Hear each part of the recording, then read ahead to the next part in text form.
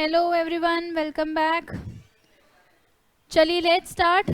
LLP act 2008।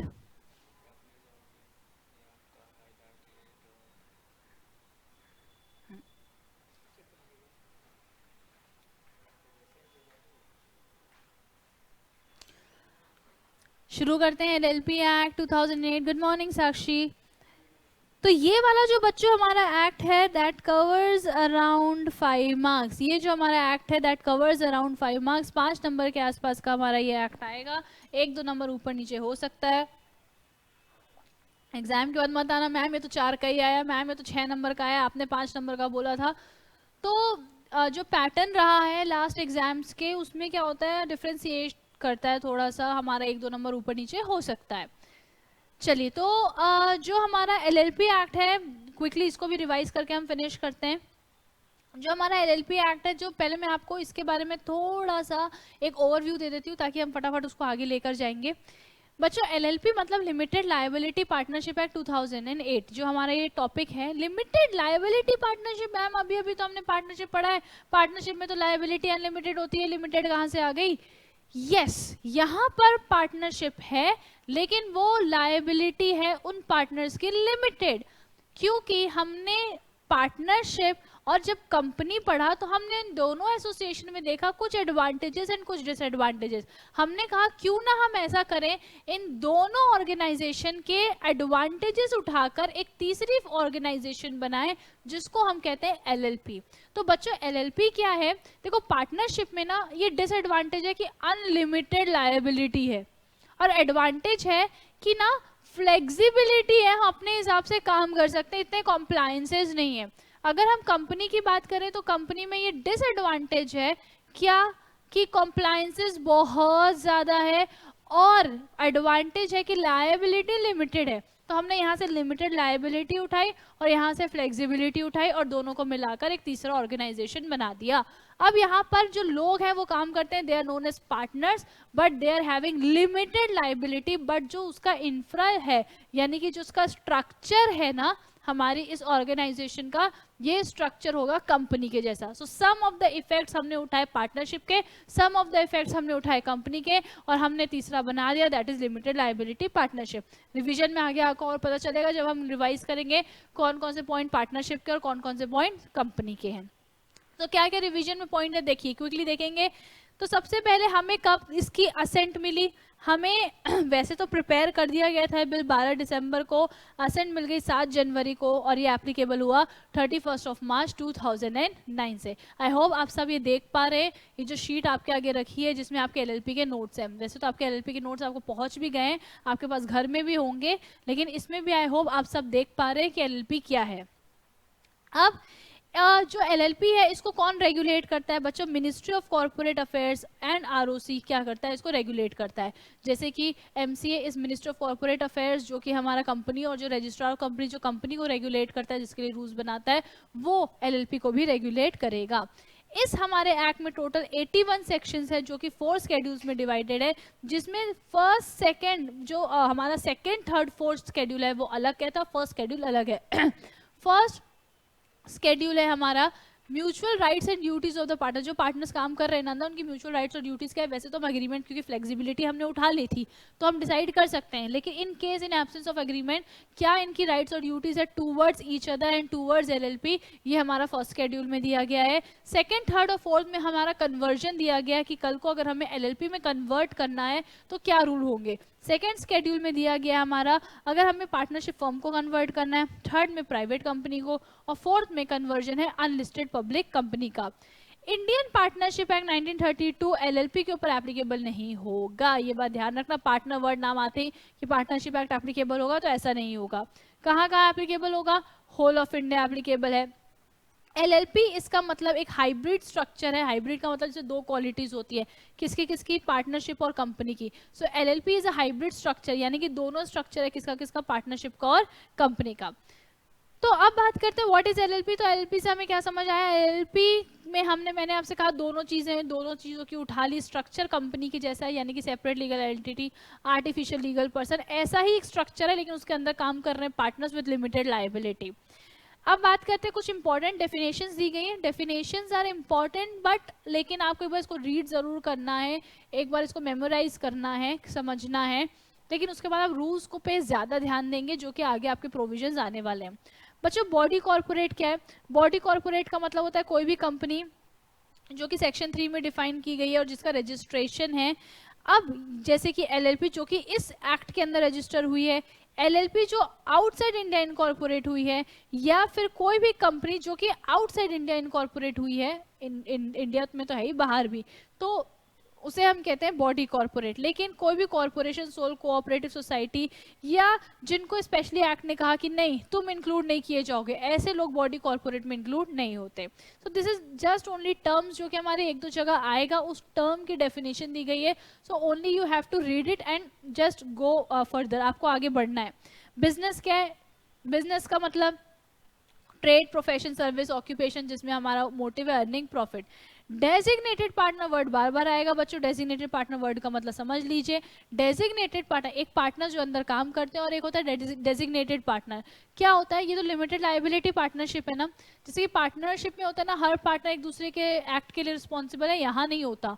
यहाँ पर ना कोई भी काम हुआ है ना तो उसके लिए डेजिग्नेटेड पार्टनर को रिस्पॉन्सिबल बोलते हैं. जब हम एलपी बनाते हैं then we decide at least 2 partner who will be designated partner. तो कल को कोई भी लीगल कॉम्प्लायंसेस के लिए हम उन्हीं को ही रिस्पॉन्सिबल मानेंगे, बाकी पार्टनर्स रिस्पॉन्सिबल नहीं होंगे. और उन 2 डेजिग्नेटेड पार्टनर में कम से कम at least 1 must be resident in India. Financial year क्या होता है? फाइनेंशियल ईयर हमारा क्या होगा? 1 अप्रैल से 31 मार्च तक. इसकी कुछ ये जब वर्ड्स हैं, इनकी डेफिनेशन दी गई है, इनको आपको रीड करना है.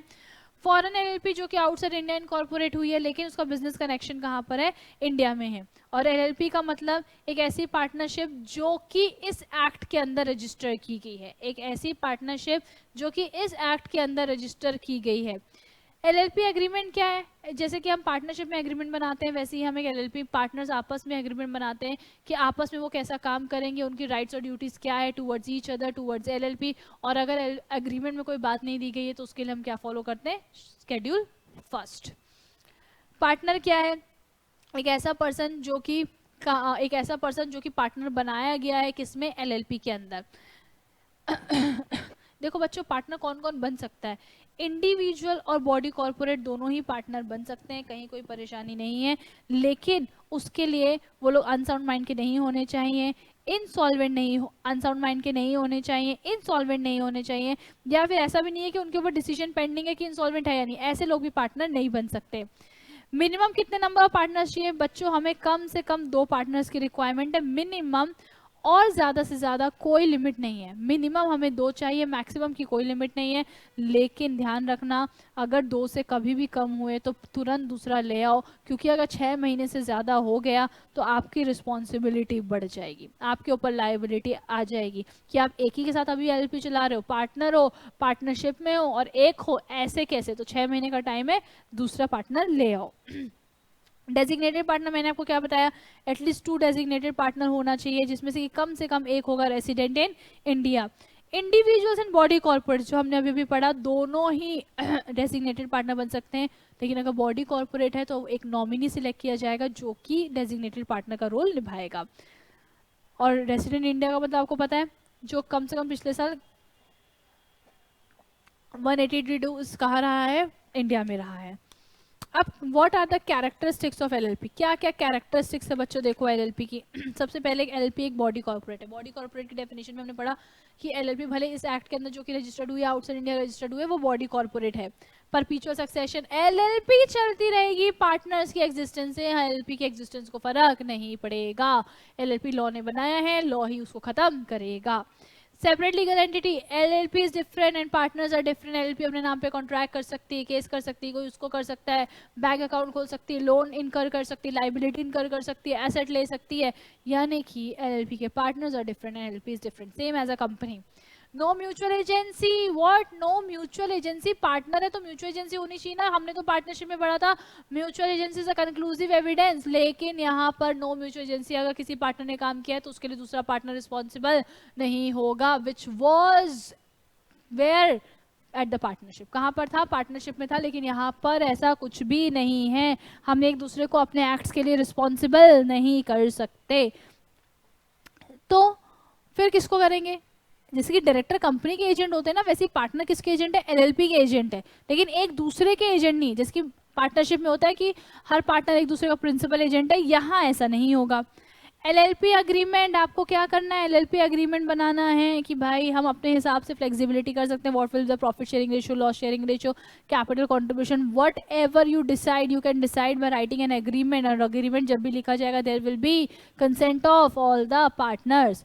What artificial legal person? Yes, LLP is an artificial legal person created by law. यानी कि whatever a natural person can do, also LLP can do. जो भी हम कर सकते हैं वो LLP कर सकता है, सिवाय शादी नहीं कर सकता, डिवोर्स नहीं ले सकता, जेल नहीं जा सकता, शपथ नहीं ले सकता, बाकी सारे काम वो कर सकता है। कॉमन सील, जैसे कि कंपनी की कॉमन सील होती है, वैसे ही ऑप्शनल किसके लिए है? एलएलपी के लिए। मे और may not have common seal, अगर है तो अच्छी बात है, नहीं तो एटलीस्ट 2 डेजिग्नेटेड पार्टनर्स उसको ऑथोराइज करेंगे। लिमिटेड लाइबिलिटी, लिमिटेड लाइबिलिटी का ही तो खेल है, पार्टनर्स है लेकिन लिमिटेड लाइबिलिटी। कितनी लिमिटेड लाइबिलिटी? जितना भी उन्होंने अग्री किया है कि वो कंट्रीब्यूट करेंगे उतनी ही लाइबिलिटी होगी, उससे ज्यादा उनकी लाइबिलिटी नहीं होगी। So there is a limited liability of partners, जितना भी उन्होंने अग्री किया है। मैनेजमेंट बिजनेस का कौन देखेगा? सारे के सारे पार्टनर्स मैनेजमेंट देखेंगे, लेकिन डेजिग्नेटेड पार्टनर ही सिर्फ लीगल कॉम्प्लायंसेस के लिए रिस्पॉन्सिबल माना जाएगा। Only designated partner shall be responsible for the legal compliances. Prem वो कर सकता है, लेकिन वो यहाँ पर फिलहाल पार्टनर नहीं बन सकता। Minimum and maximum number of partners, every LLP कम से कम कितना होना चाहिए? 2 पार्टनर्स होने चाहिए, 2 पार्टनर्स और 2 डेजिग्नेटेड पार्टनर्स, जिसमें से एक रेजिडेंट इंडिया होगा। मैक्सिमम की कोई लिमिट नहीं है।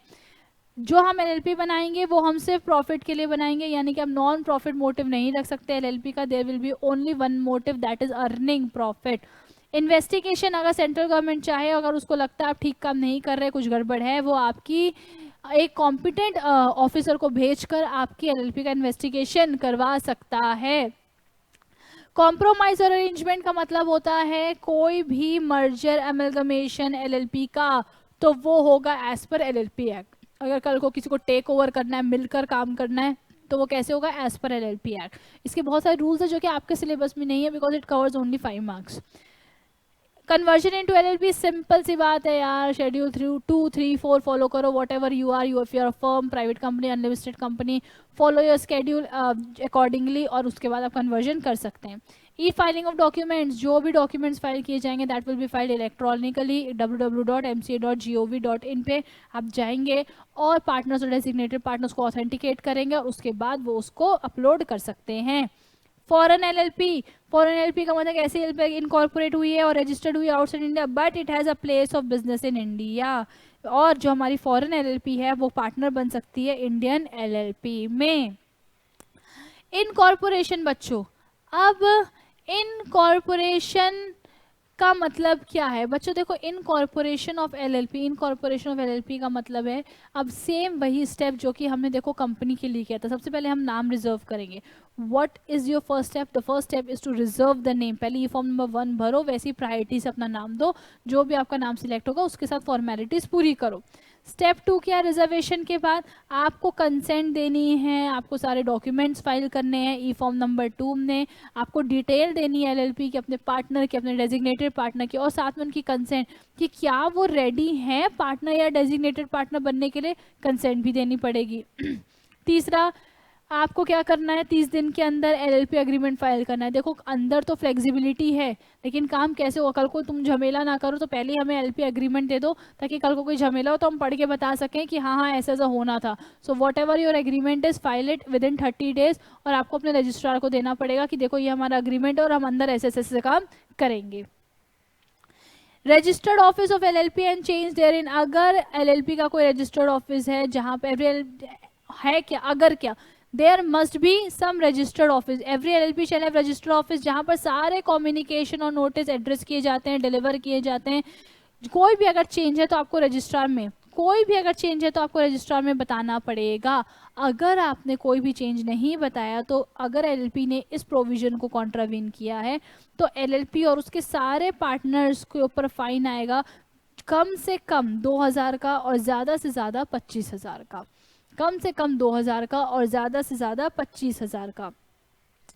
अगर सेंटर चेंज ऑफ नेम का मतलब बच्चों, अगर सेंट्रल गवर्नमेंट को लगता है कि आपका नाम किसी दूसरी एलएलपी से मिलता जुलता है या सही नहीं है या फिर फिनोटिक रिजेम्बलेंस है या विजुअल रिजेम्बलेंस है, इफ़ देयर इज़ एनीथिंग जो कि सेंट्रल गवर्नमेंट को लगता है कि आपको अपना नाम चेंज करना चाहिए, तो वो आपको बोलेगा कि आप अपना नाम चेंज करो, ठीक है। और 3 महीने के अंदर आपको अपना नाम चेंज करना पड़ेगा। अगर आपने नहीं किया तो एलएलपी के ऊपर फाइन लगेगा कम से कम 10,000 का और ज़्यादा से ज़्यादा 5 लाख का। और डेजिग्नेटेड पार्टनर के ऊपर फाइन लगेगा कम से कम 10,000 का और ज़्यादा से ज़्यादा 1 लाख रुपए का। These provisions are very simple, but it's just you have to memorize it. What is the penalty when there is a penalty? What is the penalty of LLP? What is the penalty of designated partner? These are just some small differences which you have to memorize. Eligibility क्या है partner बनने की? Eligibility क्या है? Eligibility to become partner, सबसे पहले तो वो the persons who subscribe their names to become a partner in the LLP they are partners. Agreement में भी दिखा गया आप कर सकते हैं, लेकिन आप जब पार्टनर नहीं रहेंगे, कैसे नहीं रहेंगे, सेसेशन कैसे होगा आपके पार्टनरशिप का? How will you ceased to be a partner? या तो आपने एग्रीमेंट में बताया है कि मैं 50 साल का हूँगा तो मैं पार्टनर नहीं रहूँगा। अगर आपने नहीं बताया तो कम से कम 30 डेज का नोटिस आपको देना पड़ेगा कि अब मैं पार्टनर नहीं बन रहा या मैं पार्टनर छोड़ रहा हूँ, पार्टनरशिप छोड़ रहा हूँ। या फिर अगर आपकी डेथ हो गई, अनसाउंड माइंड के हो गए, इंसॉल्वेंट हो गए, ठीक है, ऐसे केसेस में आप पार्टनर मतलब कि आपको छोड़ना ही पड़ेगा पार्टनरशिप। यहाँ पर जो भी पार्टनरशिप, जैसे कि पब्लिक नोटिस हमें पार्टनरशिप में देना पड़ता था, वैसे ही यहाँ पर हमें पब्लिक नोटिस देना पड़ेगा, रजिस्ट्रार को भी देना पड़ेगा, वरना अभी भी हम आपको क्या कंसीडर करेंगे? अभी भी हम आपको पार्टनर ही कंसीडर करेंगे।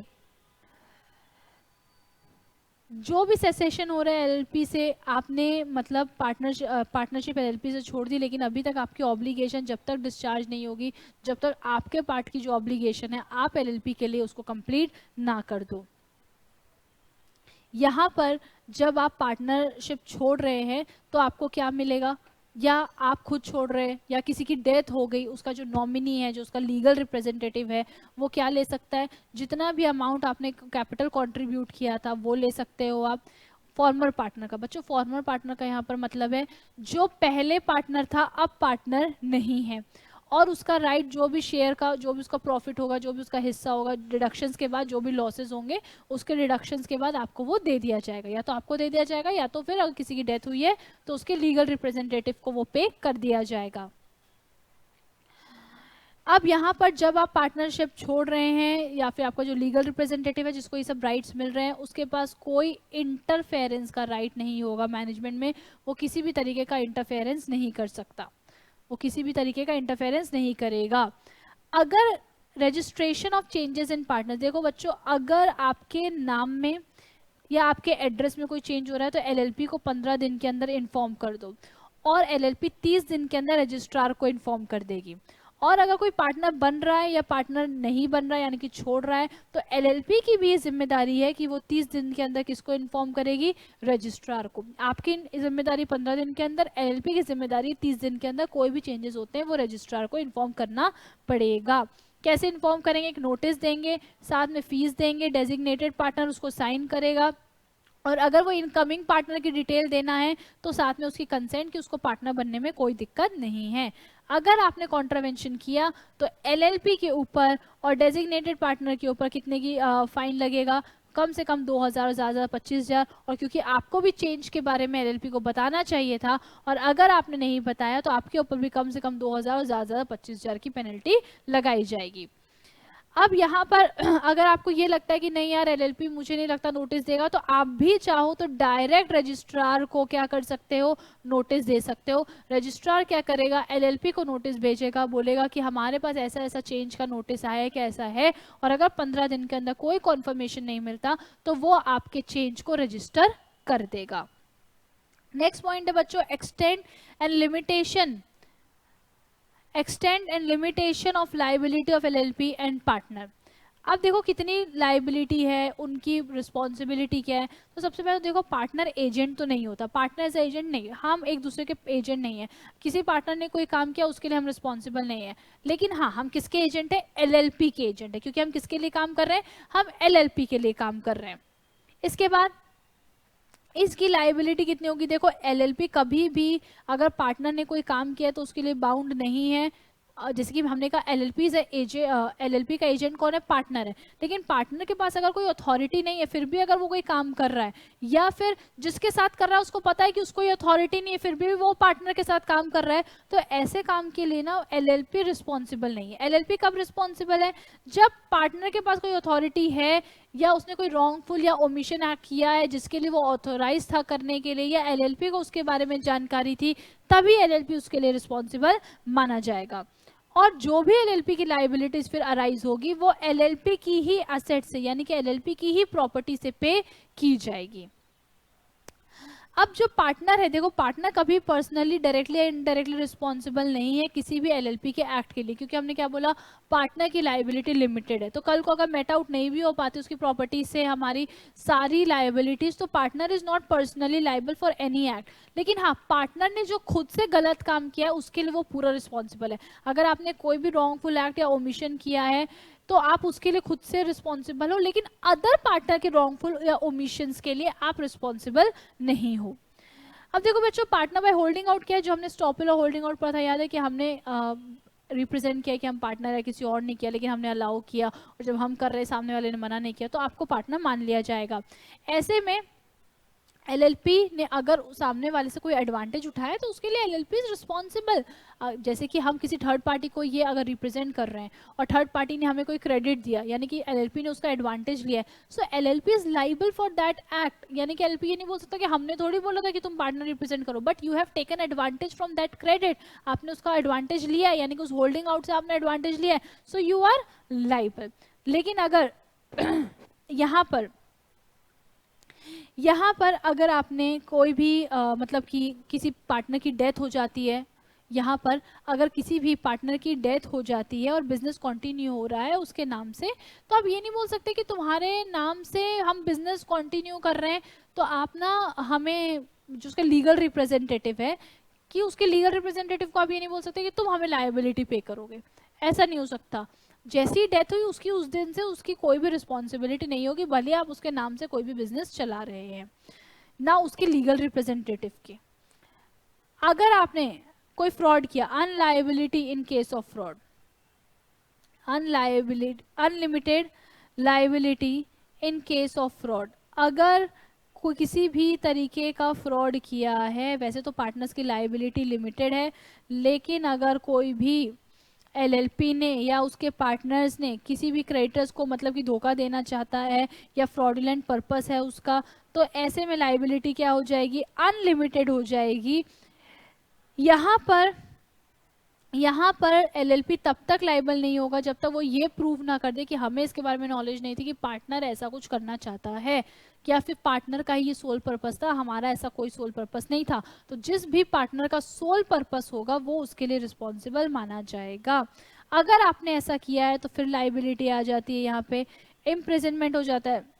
यहाँ पर बच्चों देखो, जो भी रिस्पॉन्सिबल है ना, who was knowingly a party to the carrying shall be punishable with imprisonment, जो कि कम से कम 2 साल का हो सकता है, यहाँ पे विच में एक्सटेंड टू 2 years, और फाइन हो सकता है कम से कम 50,000 का और ज़्यादा से ज़्यादा 5 लाख रुपए का। ये फ्रॉड का है, ये किसका है, फ्रॉड का है। या फिर कोई फ्रॉडलेंट एक्ट एलएलपी या डेजिग्नेटेड पार्टनर करते हो, एनी पार्टनर विदाउट, यानी कि क्रिमिनल काम नहीं कर रहे लेकिन फ्रॉड कर रहे हैं, तो भी आपको यहाँ पर सामने वाले को लॉस और डैमेज कॉम्पेंसेट करना पड़ेगा। एलएलपी कब लायबल नहीं होगी, जब वो ये प्रूफ कर दे कि विदाउट हिज नॉलेज और अथॉरिटी ये काम हुआ है। इसके बाद बच्चों विसल ब्लोइंग। विसल ब्लोइंग क्या है? Whistle blower is a person who takes out the inside information, जो बताता है कि नहीं ये गलत कर रहा है, ये नहीं कर रहा, मैडम ये पढ़ नहीं रहा था, ये ना उससे बात कर रहा था, ये होता है विसल ब्लोअर। तो बच्चों विसल ब्लोअर की जो कोर्ट और ट्रिब्यूनल है उसकी पेनल्टी ना रिड्यूस कर सकता है अगर वो ये बता दे कि कौन कौन रिस्पॉन्सिबल था, किसने गलत काम किया है, या भले इंस्पेक्शन हो रहा हो ना हो तब भी बता दे, तो हम आपकी पेनल्टी रिड्यूस कर देंगे या आपको माफ़ कर देंगे, थोड़ा आपको माफ़ किया जा सकता है। लेकिन क्योंकि उसने बताया है ये सोचकर उसको कोई हैरेस नहीं करेगा। जैसे कि अब आपने क्लास में मैडम को बता दिया, मैडम ये बच्चा ना उससे चीटिंग कर रहा था, ठीक है, अब आपने बता दिया चीटिंग आप भी कर रहे थे, लेकिन आपको बोला चलो अब तुमको टाइम दे देंगे लिखने का, लेकिन उसको नहीं देंगे। अब तुमको क्लास के सारे बच्चे चिढ़ा रहे हैं, अच्छा बेटा अब तुमको बताएंगे, अब तुमको परेशान करेंगे, अब तुमको टीज करेंगे, तो ऐसा एम्प्लॉय के साथ नहीं हो सकता। इसके बाद है बच्चों फाइनेंशियल डिस्क्लोजर। फाइनेंशियल डिस्क्लोजर का मतलब है कि maintenance of books of accounts and other records, audit etcetera. जो भी बुक्स ऑफ अकाउंट्स है आपको मेंटेन करनी है डबल एंट्री सिस्टम के बेसिस पे, कैश और accrual what ever you made, आपको उसको बनाकर रजिस्ट्रार के पास देना है। वैसे statement of accounts and solvency देना है। हर फाइनेंशियल ईयर के 6 महीने के अंदर आपको स्टेटमेंट ऑफ सॉल्वेंसी बनाना है कि हमारी इतनी पोजीशन है, we are solvent, we are not going to be insolvent, ये भी बनाकर जो कि डेजिग्नेटेड पार्टनर वगैरह साइन करेंगे। एलएलपी को किसको देना है? रजिस्ट्रार को देना पड़ेगा। जब भी आप जमा करेंगे आपको कोई ना कोई फीस देनी पड़ेगी। जो अकाउंट्स है एलएलपी का वो ऑडिट किया जाएगा, यानी कि ऑडिट तो वैसे भी होगा, लेकिन सेंट्रल गवर्नमेंट चाहे तो आपको एग्जाम्प्ट कर सकती है। अगर आपने इनमें से कोई भी रूल फॉलो नहीं किए तो सेम एलएलपी के ऊपर लाइबिलिटी आ जाएगी, कम से कम 5,000 और ज़्यादा से ज़्यादा 5 लाख की, और डेजिग्नेटेड पार्टनर के ऊपर कम से कम 10,000 और ज़्यादा से ज़्यादा 1 लाख रुपए की। जैसे एनुअल, जैसे कि आप अकाउंट्स बुक और स्टेटमेंट ऑफ सॉल्वेंसी बना रहे हैं, वैसे एनुअल रिटर्न भी बनानी है आपको। आपको क्या करना है? एनुअल रिटर्न जैसे आपको फाइनेंशियल ईयर क्लोज हुआ है उसके 60 दिन के अंदर आपको रजिस्ट्रार को देना पड़ेगा। अगर आपने नहीं किया तो सेम वही पेनल्टी, 25,000 कम से कम, ज़्यादा 5 लाख, इसमें कम से कम 10,000 ज़्यादा 1 लाख। ये डेजिग्नेटेड पार्टनर की पेनल्टी है और ये हमारे एलएलपी की पेनल्टी है। अगर कन्वर्जन करना है एलएलपी में तो क्या फॉलो करना पड़ेगा? स्केड्यूल 2, 3, 4। स्केड्यूल 2, 3, 4 फर्म के लिए 2, प्राइवेट कंपनी के लिए 3 और अनलिस्टेड पब्लिक कंपनी के लिए 4। तो ये आपको फॉलो करना पड़ेगा। क्या कन्वर्जन है, कैसा कन्वर्जन का प्रोसीजर है, वो आपको बहुत डिटेल में नहीं है।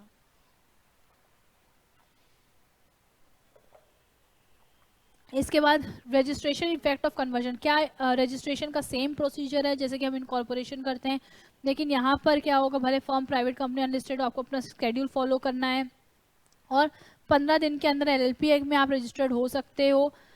आपको क्या करना है? 15 दिन के अंदर जो भी आपके बाकी कंसर्न रजिस्ट्रार है, जैसे कि कंपनी थी उसकी रजिस्टर ऑफ कंपनी थी, फर्म था उसका रजिस्टर ऑफ फर्म्स था, तो उसको आपको बताना पड़ेगा कि अब हम एलएलपी में कन्वर्ट हो चुके हैं। इस कन्वर्जन के साथ साथ जितने भी शेयर होल्डर्स है प्राइवेट कंपनी के या पब्लिक कंपनी के या जो पार्टनर्स थे पार्टनरशिप फर्म के, वो सारे अब किसके मेंबर्स बन जाते हैं? नए एलएलपी के मेंबर्स बन जाते हैं। अब यहाँ पर कन्वर्जन के साथ ही इफेक्ट किसका लगने लग जाएगा? एलएलपी का। Now you are LLP, so what is the effect of conversion, all the rules and regulations of LLP will be applicable to this LLP firm, जो न्यू एलएलपी है, द कन्वर्टेड एलएलपी है। अब इसके बाद next उस dates, किस date से हम मानेंगे कि आप कन्वर्टेड? जिस डेट से आपको सर्टिफिकेट ऑफ रजिस्ट्रेशन इशू हुआ है। जैसे आपका रजिस्ट्रेशन हो जाता है, आपका जो रजिस्ट्रार है एलएलपी का, वो आपको सर्टिफिकेट इशू करता है, तो उस डेट से हम मानेंगे कि यस यू आर रजिस्टर्ड।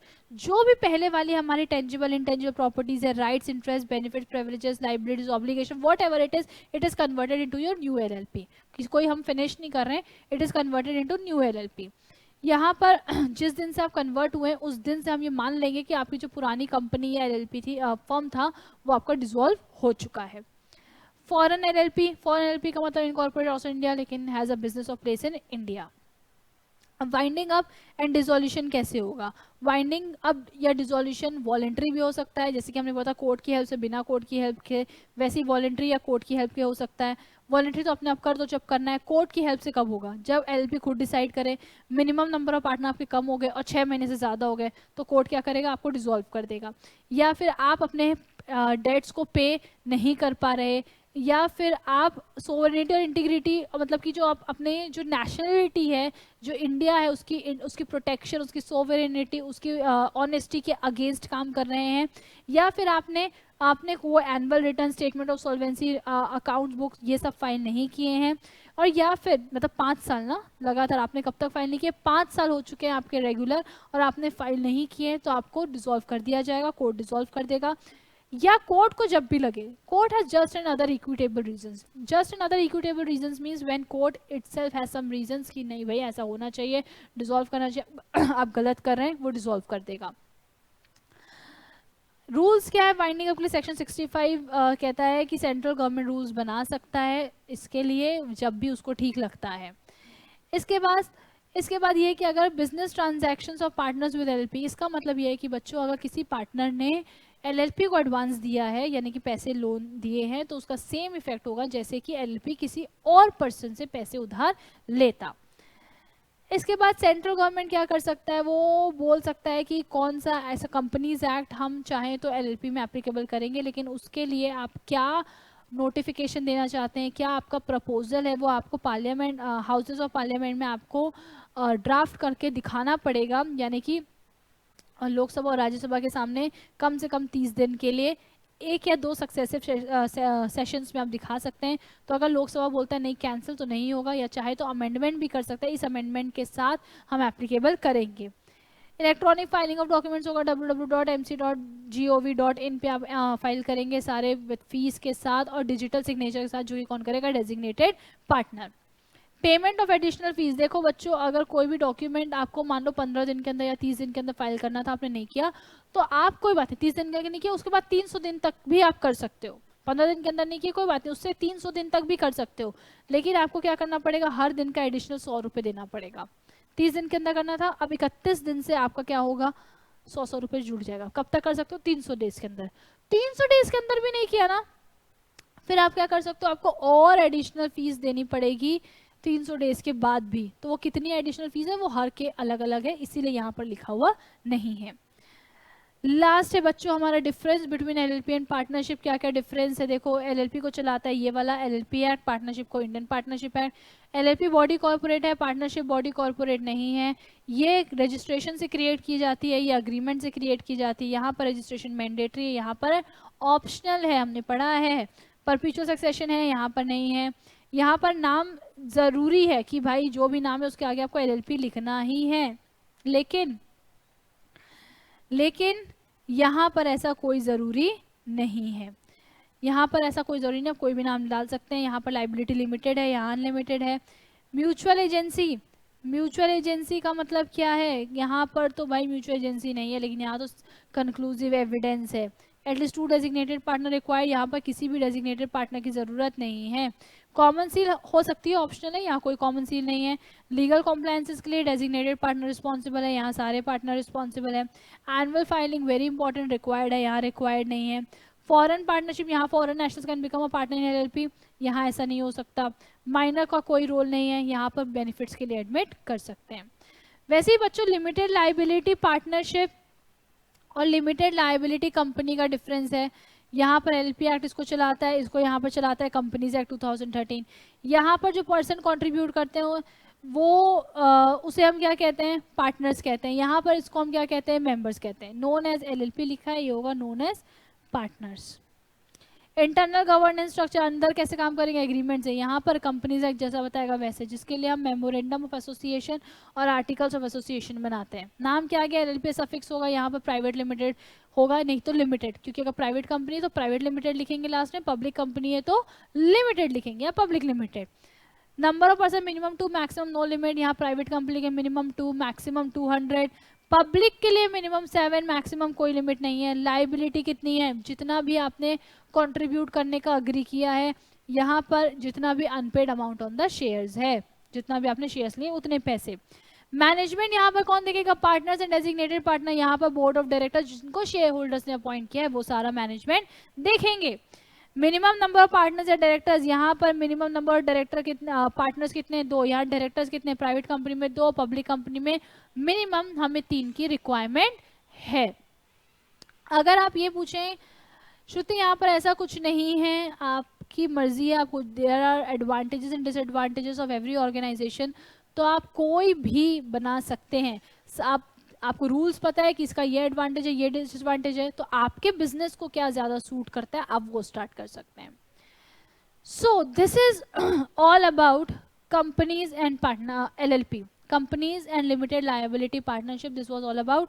हमारा कंप्लीट हो चुका है कंपनीज और LLP। If there is any doubt to anyone in companies and LLP then you can ask me by call और व्हाट्सएप, आप मुझसे पूछ सकते हैं अगर यहाँ तक आपको कोई भी डाउट आया है तो।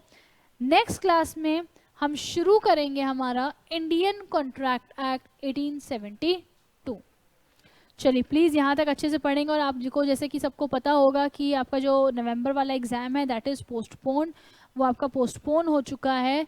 जो आपका 9 तारीख से शुरू होना था अब वो आपका शुरू होगा 19 से, that is the that is 19, that will be started from 19 November.